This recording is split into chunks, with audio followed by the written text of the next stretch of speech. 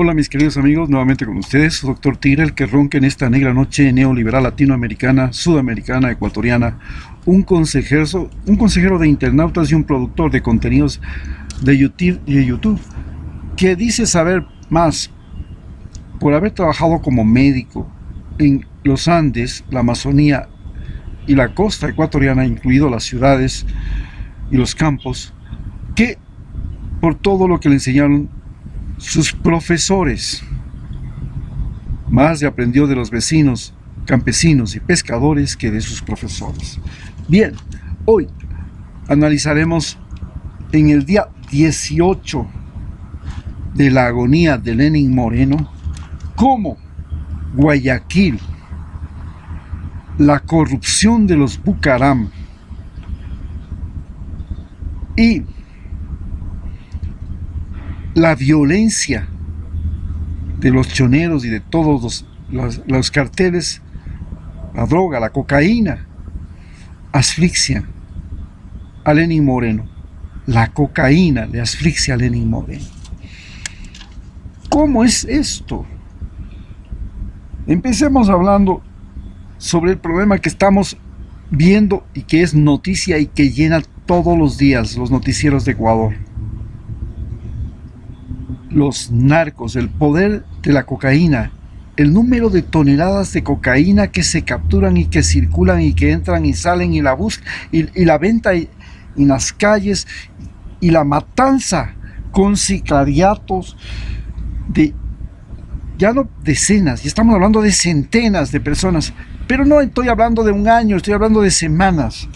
¿Cómo Guayaquil se pudo convertir en la Medellín? En la Medellín, estamos viviendo la Medellín ecuatoriana. Es la primera Medellín en la costa del Pacífico. Le superó a Puerto de Buenaventura, le dejó atrás a Tumaco, que eran los lugares más templados, como se dice aquí, del narcotráfico. Guayaquil le hizo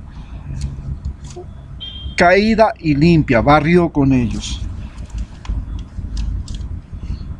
Y detrás de esa violencia, ya vemos que están los carteles de los lagartos y de los choneros que se matan en las narices de la base militar de Manta, de los norteamericanos, de la base militar de Galápagos, porque mandan sus embarcaciones por las narices de ellos, por Galápagos.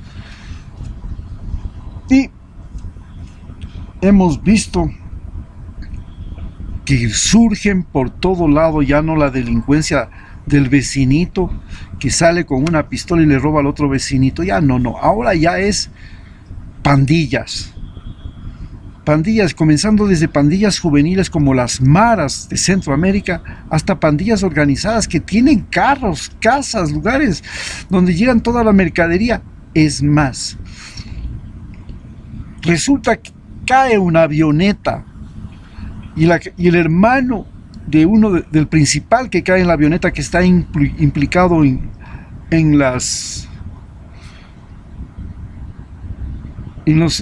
coimas y sobornos de lo que sucede en Guayaquil, se le ocurre irse por la frontera y cae en la frontera con $40,000. Y no solamente con $40,000, cae con decenas de teléfonos robados. ¿Cómo diablos se mezcló aquella gente que hace todas las trampas por millones? Se habla de una pérdida, que en la avioneta habían $15 millones, que se los ha cogido la policía ya peruana, que sabemos que no es la policía más limpia del mundo, es una de las policías más deshonestas del mundo, ¿no? Pero lo interesante es que en la frontera le cogen al hermano.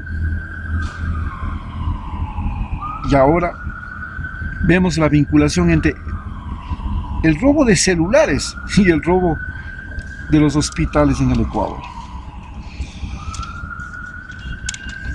Pero no se queda la cosa ahí. Tenemos el gran problema de que eso nos lleva al mismo tiempo al problema de la corrupción, también en Guayaquil, centro de la corrupción en América Latina.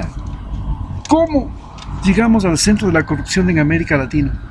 Bueno, era la ciudad donde los alcaldes más corruptos, la gente más corrupta se convertía en alcalde. Comencemos por hablar de la Abdalá Bucaram, de la hermana, la Elsa, que fue una pilla cualquiera que llegó a ser alcaldesa y fue destituida. Y organizó una masacre de gente porque el día de Navidad en ese pueblucho que era Guayaquil, de gente desesperada y hambrienta, se le ocurrió repartir juguetes desde los balcones del municipio y la gente comenzó a matarse por los juguetes en la calle. Esa masacre entre la gente, ese pisoteo, esos muertos que se produjo por un juguetito, fue lo que le llevó a la destitución de la alcaldesa. Luego vino León Febres Cordero, que acordémonos, le encantaba el tabaco, le encantaba el alcohol y además era de la crema innata del Jockey Club de Guayaquil, del hipódromo, del Buijo, tenía sus caballos de paso. Este señor había torturado y matado durante la operación Cóndor que se hizo en Ecuador a gente, y hasta ahora hay desaparecidos, que Abdalá Bucaram dice que va a revelar, los famosos hermanos Restrepo, quien se hizo hasta una película de ellos, que Abdalá Bucaram dice que va a revelar quién mató, y ahora se quedó callado, ya no quiere revelar, puro cuento nomás. Y este señor llegó a ser alcalde de Guayaquil y comenzó y se alió, como todos sabemos, con el más bandido de los bandidos que había en Guayaquil. Era un señor que se encargaba de reunir muchedumbres, invadir tierras, llamado Jaime Toral Salamea, y llegó a dominar la Universidad Estatal de Guayaquil, a ser dueño de la universidad en la que él estudiaba. Y él decía qué profesor se queda, qué alumno pasa de año, qué alumno se queda, quiénes se matriculan. Dueño de la universidad, vivía en la universidad, hacía de las suyas en la universidad, y era el que le daba los votos y le proveía los placeres al alcalde de Guayaquil. El alcalde de Guayaquil con este señor aprendió que el negocio era las tierras, y luego llega Jaime Nebot y hace el mismo negocio, que era ir a comprar a los pobres tierras que estaban ahí en el vecindario de Guayaquil, en áreas periféricas, gente que no tenía ni para comer las 3 comidas al día, y esta gente le vendía a precio de gallina pestada, a cualquier costo, sus tierras, y por último se las expropiaba.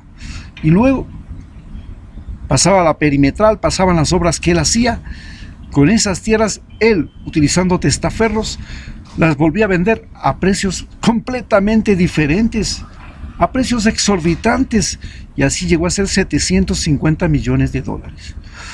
De esa corrupción que duró 19 años,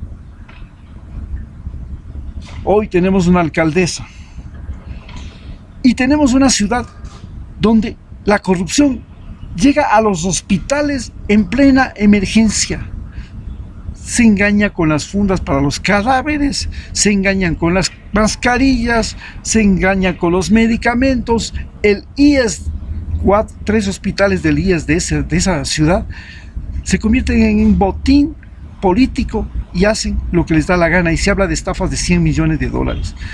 Se habla de fugas en avioneta de 15 millones. Estamos hablando de una emergencia, se burlan las leyes, se utilizan las compras públicas, los políticos están a la cabeza de la corrupción en Guayaquil. Los políticos, Abdalá Bucaram, Adum, el prefecto del Guayas, el Partido Social Cristiano, el partido del PRE, a la cabeza de la corrupción en Guayaquil. Y no se queda la cosa ahí. Nos queda por entender cómo se maneja este momento del COVID. Entonces comienza a abrirse se ponen semáforos amarillos, se ponen semáforos verdes, y hay Daule que tiene semáforo verde, Guayaquil sigue con semáforo amarillo, Quito está entrando a semáforo amarillo. ¿Y qué es lo que sale en las calles de Quito?